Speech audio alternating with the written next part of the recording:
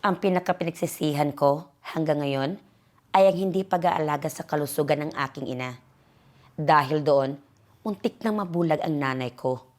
Ako ay si Joanne, isang guro sa mataas na paaralan. Ako ay kasalukuyang naninirahan at nagtatrabaho sa lungsod. Madalas akong umuwi para bumisita sa bakasyon. Simula na mag-asawa ako, unti-unti nang mabawasan ang pag-aalaga ko sa aking ina pagkatapos na pumanaw ang aking ama. Dahil doon, halos buong buhay kong pinagsisihan ito. Minsan nang bumisita ako sa aking ina, napagtanto kong unti na pala siya nakakita ng malinaw. Nung panahon na yon, malabo na ang mga mata ko. Hindi na kasing linaw ng dati.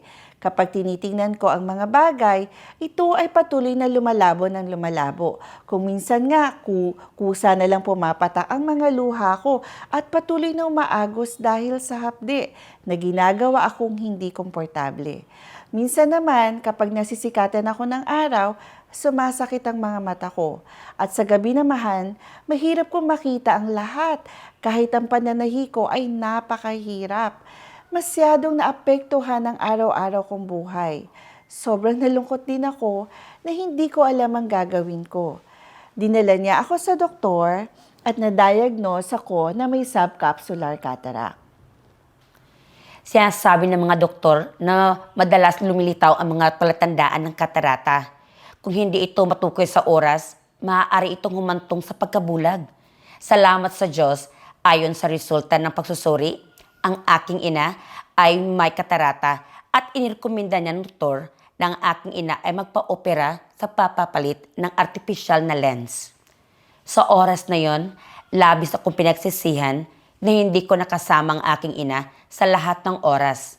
Hindi ko nadiskubre ang kanyang sakit nang mas maaga. Ang aking ina ay 65 taong gulang at may diabetes, kaya ayaw ko siyang maoperahan.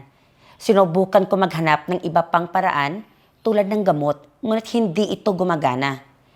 Inirekomenda ng isang kaibigan na isang doktor na bigyan ko ang aking ina ng produktong Double Care Eye Brain.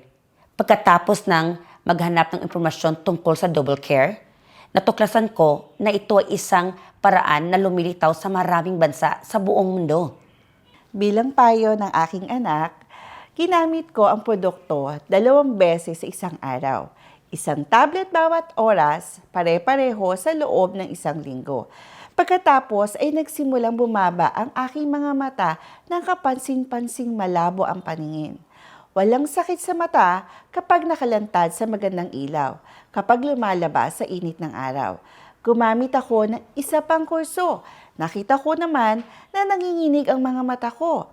Ang malabo kong paningin sa nakalipas na kalahating taon ay tuluyang nawala. Bumalik kami ng aking anak na babae sa doktor at sinabi ng doktor na ang aking kondisyon ay bumubuti. Gayun din, ang mga selula ng aking mata ay naibabalik na. Mas naniniwala ako sa Double Care Eye Brain at patuloy akong gumagamit nito.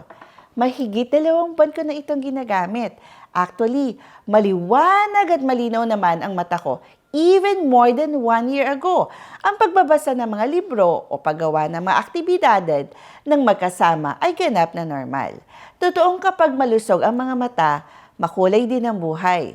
Ang lahat ay nagiging madali at masaya. Kaya, kapag talagang may sakit tayo, alam natin kung paano pahalagan at igalang ang ating mga mata. Gumagamit din ako ng Double Care Eye Brain bilang solusyon para sa aking nearsightedness at nakakamangha din ang epekto. Luminaw ang aking mga mata. Dahil ang aking trabaho ay kailangan ma-expose sa ilaw ng mga computer araw-araw.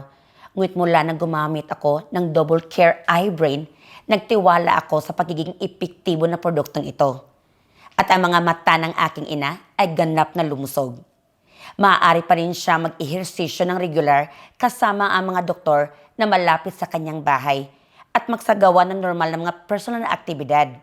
Sa huling pagkakataon, ay nagkaroon din ng konklusyon ang mga doktor tungkol sa pagbawi ng mga selula ng mata ng aking ina. Patuloy din ako magtitiwala sa Double Care Eye Brain sa paggamot ng aking ina. At kung ang sino man ay nakakaranas sa mga kondisyon sa mga mata tulad ng katarata, macular degeneration, maaari silang tumingin sa Double Care Eye Brain. Ang bawat tao ay maaaring malutas ang kanilang mga problema at salamat sa produktong ito tulad ng aking ina at ako. Nais ko na ang lahat ay magkaroon ng malusog na mga mata, maging taos puso at kumilos ng tama.